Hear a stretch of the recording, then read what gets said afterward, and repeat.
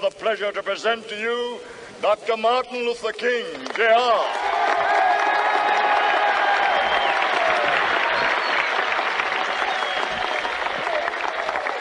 I am happy to join with you today in what will go down in history as the greatest demonstration for freedom in the history of our nation.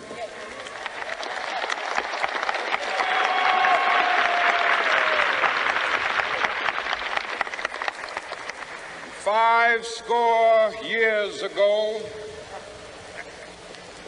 a great American in whose symbolic shadow we stand today signed the Emancipation Proclamation. This momentous decree came as a great beacon light of hope to millions of Negro slaves who had been seared in the flames of withering injustice. It came as a joyous daybreak to end the long night of their captivity. But 100 years later, the Negro still is not free. 100 years later, the life of the Negro is still sadly crippled by the manacles of segregation and the chains of discrimination. 100 years later, the Negro lives on a lonely island of poverty in the midst of a vast ocean of material prosperity. 100 years later,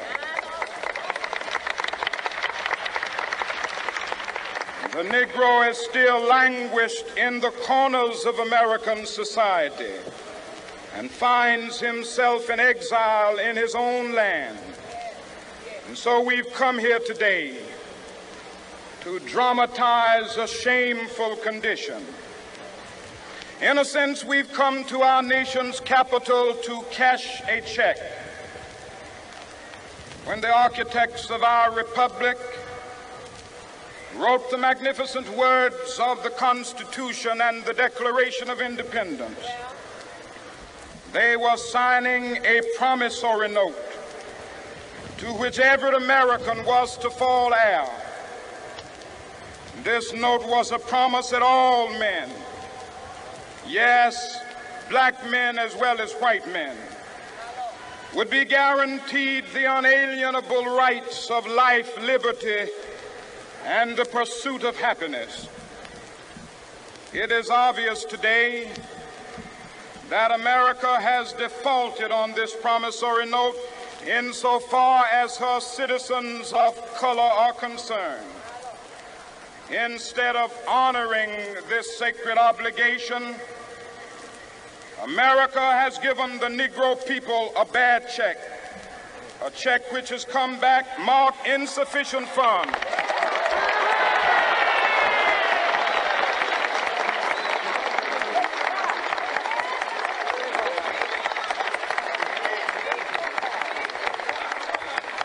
But we refuse to believe that the Bank of Justice is bankrupt.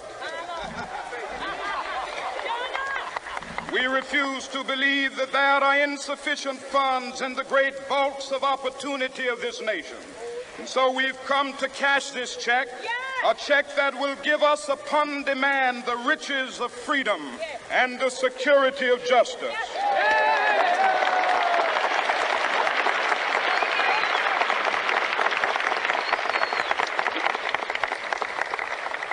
We have also come to this hallowed spot to remind America of the fierce urgency of now. This is no time to engage in the luxury of cooling off or to take the tranquilizing drug of gradualism.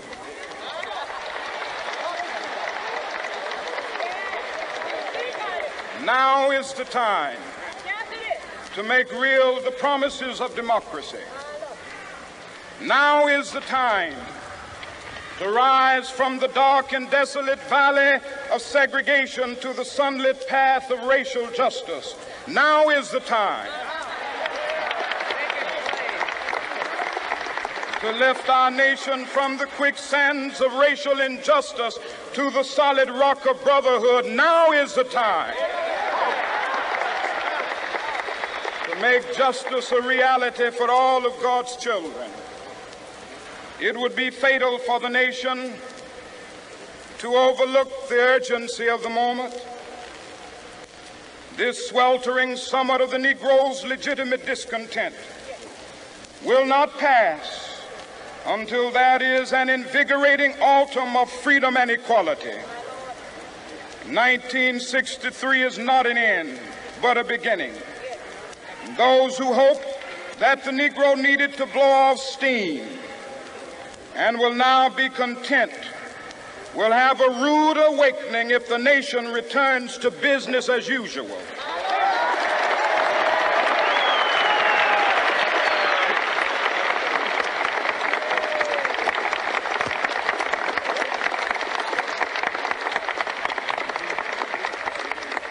There will be neither rest nor tranquility in America until the Negro is granted his citizenship rights. The whirlwinds of revolt will continue to shake the foundations of our nation until the bright day of justice emerges. But that is something that I must say to my people who stand on the warm threshold which leads into the palace of justice. In the process of gaining our rightful place, we must not be guilty of wrongful deeds. Let us not seek to satisfy our thirst for freedom by drinking from the cup of bitterness and hatred.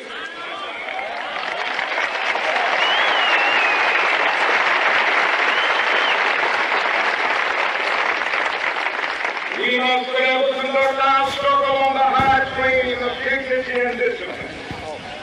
We must not allow our creative protest to degenerate into physical violence. Again and again, we must rise to the majestic heights of meeting physical force with soul force. The marvelous new militancy which has engulfed the Negro community must not lead us to a distrust of all white people. For many of our white brothers, as evidenced by their presence here today, have come to realize that their destiny is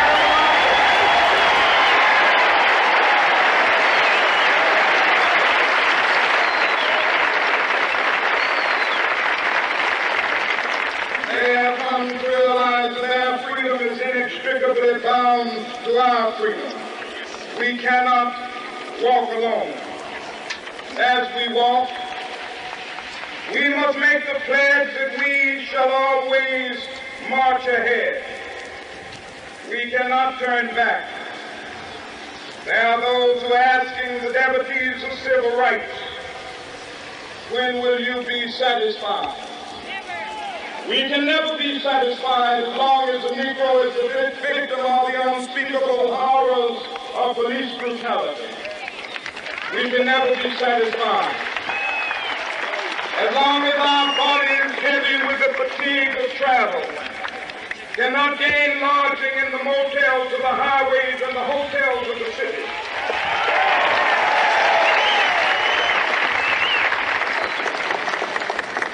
We cannot be satisfied as long as a Negro in Mississippi cannot vote and a Negro in New York believes he has nothing for which to vote.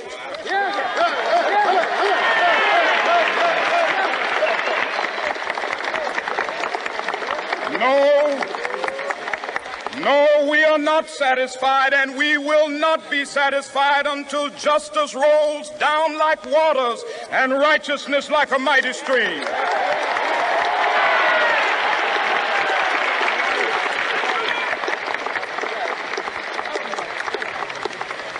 I am not unmindful that some of you have come here out of great trials and tribulations. Some of you have come fresh from narrow jail cells.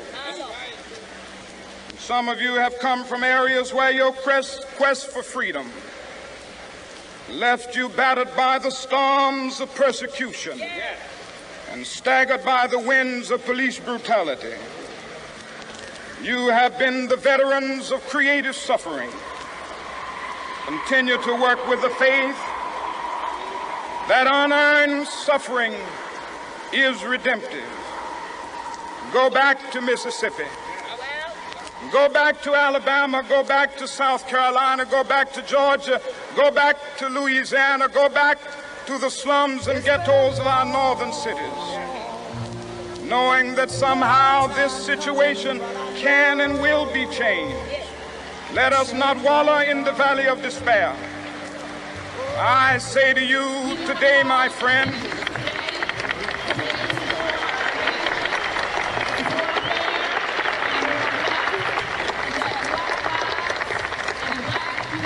so even though we face the difficulties of today and tomorrow, I still have a dream. It is a dream deeply rooted in the American dream. I have a dream that one day this nation will rise up, live out the true meaning of its creed. We hold these truths to be self-evident, that all men are created equal.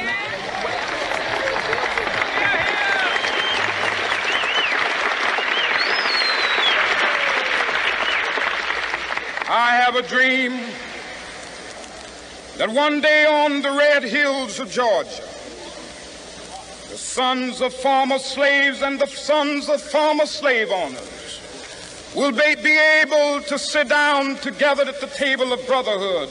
I have a dream that one day even the state of Mississippi, a state sweltering with the heat of injustice, sweltering with the heat of oppression, will be transformed into an oasis of freedom and justice. I have a dream that my 4 little children will one day live in a nation where they will not be judged by the color of their skin, but by the content of their character. I have a dream today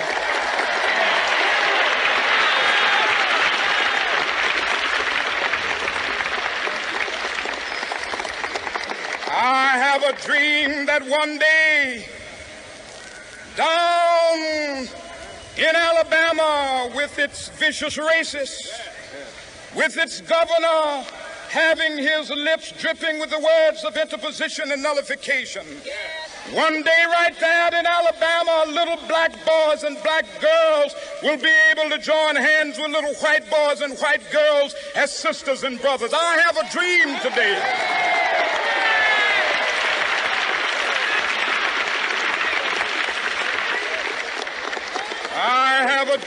that one day every valley shall be exalted, and every hill and mountain shall be made low. The rough places will be made plain, and the crooked places will be made straight, and the glory of the Lord shall be revealed, and all flesh shall see it together.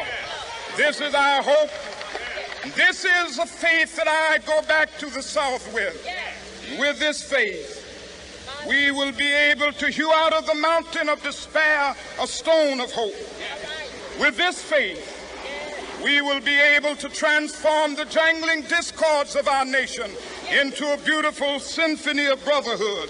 With this faith, we will be able to work together, to pray together, to struggle together, to go to jail together, to stand up for freedom together, knowing that we will be free one day. This will be the day. This will be the day when all of God's children will be able to sing with new meaning, "My country, tears of thee.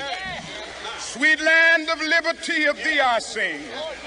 Land where my fathers died, land of the pilgrim's pride. From every mountainside, let freedom ring. And if America is to be a great nation, this must become true. And so let freedom ring. From the prodigious hilltops of New Hampshire, let freedom ring. From from the mighty mountains of New York. Let freedom ring from the heightening Alleghenies of Pennsylvania. Let freedom ring from the snow-capped Rockies of Colorado. Let freedom ring from the curvaceous slopes of California. But not only that, let freedom ring from Stone Mountain of Georgia. Let freedom ring from Lookout Mountain of Tennessee. Let freedom ring from every hill and molehill of Mississippi, from every mountainside. Let freedom ring, and when this happens, when we allow freedom ring, when we let it ring from every village and every hamlet, from every state and every city, we will be able to speed up that day when all of God's children, black men and white men, Jews and Gentiles, Protestants and Catholics, will be able to join hands and sing in the words of the old Negro spiritual, free at last, free at last. Thank God Almighty, we are free at last.